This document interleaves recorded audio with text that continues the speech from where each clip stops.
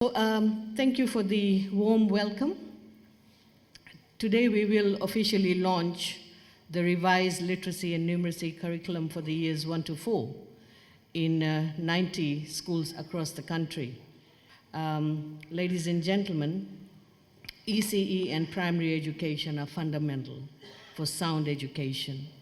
Each contributes to laying the foundation which will yield a greater return in later years of learning and, of course, at the workplace.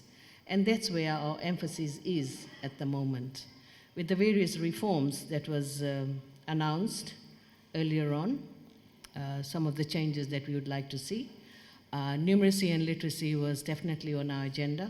We've included civic and moral education, and we are also removing the exams from ECE right up to year 3, so that our children can focus on learning and understanding rather than rote learning, which has become a important teaching style in Fiji, and we need to change that. I just want to share with you, it just doesn't end here, in fact. I've started receiving letters from the students who are complaining that why are we given notes, why are we asked to write notes in the classroom? Why can't the teachers give us photocopied notes? Or better still, why aren't we asked to write notes from our textbooks? So it's quite interesting to see the demands being placed by the students. Gone are the days when the students would be quiet in the classroom and take the instruction as it's given. But my interaction with the students have also revealed that they would prefer to have digital learning.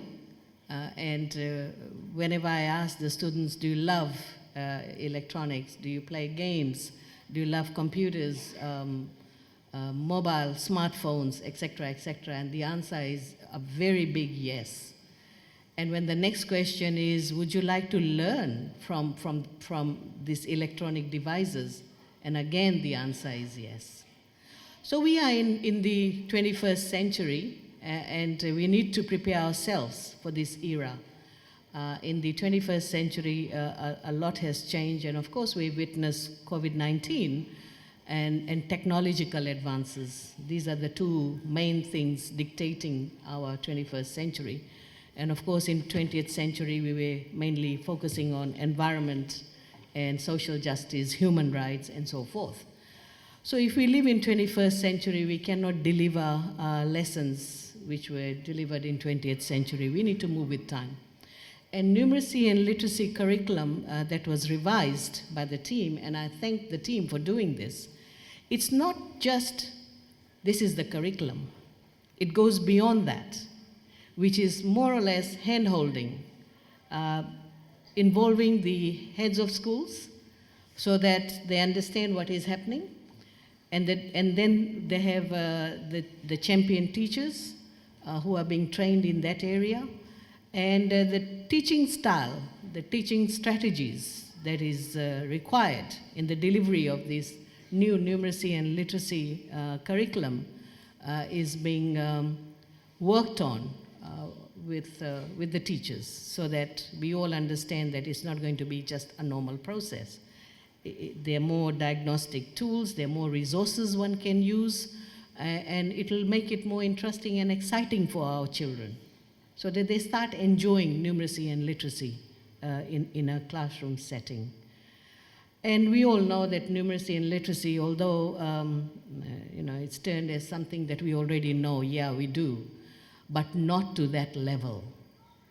And a good example is, and I want to share with you, is when you bring in technical people, for example, a tile layer or a plumber to do some work in the house. There is some measurement required. There is some calculations required. And when you come home and you see that it's not done the proper way, obviously you get angry because money is wasted. And new products coming in the market for these technical people, you need to read the instructions, you need to apply that carefully so that you can get the best outcome. So at the, really at the grassroots level, it's going to help us. It's going to simply help us in our economic development, in our social interaction, and it will simply prepare our workforce better. And numeracy and literacy, again, forms that basic foundation, which is so crucial as we progress in our education system. And when we reach higher level, we need to understand very difficult concepts. Some concepts are so difficult, but if your foundation is not that strong, you can lose interest and you're no longer interested in the education system, or you simply don't want to go to school. That is the bottom line. So we need to make our school teaching and learning environment very, very interesting and exciting. Ladies and gentlemen, as the High Commissioner mentioned, what I like about this numeracy and literacy, it brings in the real life issues in the classroom, the real issues that we normally talk at the global level or regional level. For example, the principles of gender equality, disability, inclusion, and social inclusion. So if these are all incorporated in teaching and learning, we are imparting a lot more knowledge and information at a younger age, and will be able to support students in diverse learning needs. Let me talk about literacy and numeracy assessment, which is LANA, and particularly the data for years 5 and 7. Data for years 5 and 7 indicate a significant percentage of students are achieving below proficiency levels in both literacy and numeracy, which is very concerning. If you look at the average performance in Year 5 LANA results for literacy between 2016 and 2019, it is 11.5% at the proficient and advanced levels. For Year 7, it was 15.5%. Majority of students fell in this basic category. In other words, they didn't even reach proficient and advanced level. Year 5, 61%, and Year 7, 58%. So there was no LANA test conducted in 2020 and 2021, and therefore I cannot share this information with you. But similarly for numeracy in Year 5, between the same years, the proficiency and advanced level was 9.5% and 15% for Year 7. A majority of the students fell in the basic category, Year 5, 69%, and Year 7, 57%. So analysis of this data has also indicated that girls are performing better than boys in both literacy and numeracy, and that there is limited growth in student achievement as they move between years 5 and 7. This shows that there is a serious issue with the level of literacy and numeracy in our children, and we need to address this if we want to equip our children with the basic skills of communication and social development. So, ladies and gentlemen, when we talk about literacy and numeracy, we often relate it to students' performance in school. But in fact, the impact of it goes far beyond this, as I described earlier on to you. I am told that the Phase 1 schools will be supported by professional literacy and numeracy coaches who will work closely with the heads of schools, teachers, and district officers to provide training and support in the implementation of the newly revised curriculum. 1 or 2 teachers at each of the 90 schools will serve as literacy and numeracy champions to drive this initiative. Champion schools will engage in fortnightly professional development and training through face-to-face and online modes during the implementation, which is so important that we continue to provide this training to our teachers. Effectiveness of the revised curriculum will be evaluated throughout the 2022 school year through a variety of methods, including pre- and post-assessments using a standardized diagnostic tool to enable comparison with small group of control schools. And then one has to oversee the execution of this plan, and for that there will be an executive committee. In fact, executive committee has been set up to provide this strategic oversight and to monitor the work while a technical group has been set up to drive the work on the ground. Ladies and gentlemen, the Fijian government is committed towards quality education of our children, and we continue to put emphasis on literacy and numeracy as key foundation to education. The Fiji First government has given education a high priority because we believe that the road to prosperity and to improve our quality of life, it can be done through education.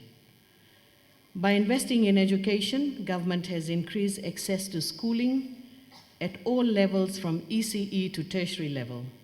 We have worked tirelessly to eliminate cost as a barrier to education, and we will continue to invest further in education. And you have seen even in the revised budget, the education budget remained intact. And we are focusing a lot on the girl child because we know in the past our girl child, they missed out on education because priorities were given to the boys.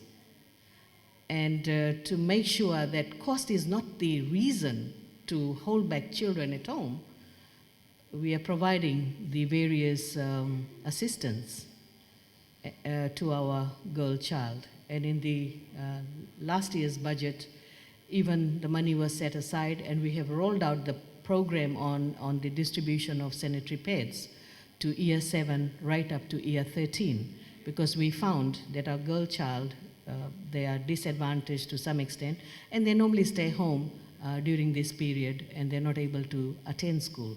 So just to eliminate all that, we're just making things better for our girl child. Education is a partnership, and we're asking parents to support their children in the education journey. And again, when we met as a team to discuss numeracy and literacy, I did request that there should be some guideline developed for our parents, because when parents come and enroll their children at year 1 level, they're very excited about the education of their child. And that is the right time when we give them this information on numeracy and literacy, its importance, and how it can be taught at home, and the various resources that are available and so forth, that will encourage the parents to take part in the teaching and learning of the child. So thank you, team, for doing that.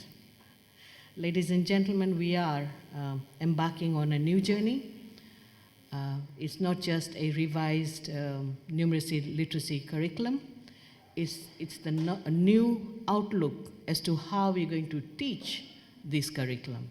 We can give the best curriculum to teachers, but if it is not taught the appropriate way, we will not realize the real objectives of the revised curriculum and the reasons why we revise the curriculum. So it's very important that the teaching takes place in a way that it brings about the change that we would like to see.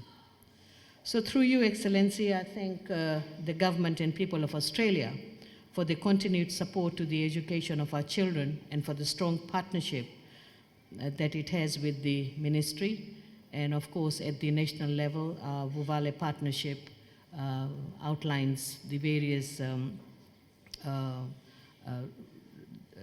areas of work or relationship building which the High Commissioner outlined. And we appreciate the work Australian High Commission has done, not only in the education sector, but also in the health sector, and for your continuous support to the people of Fiji. I look forward to the experiences of our students studying this revised curriculum, and I hope our teachers will use this experience to create innovative teaching techniques in other subjects to make learning enjoyable for our students. Vinaka. Happening at these levels, and definitely that experience is going to empower other schools.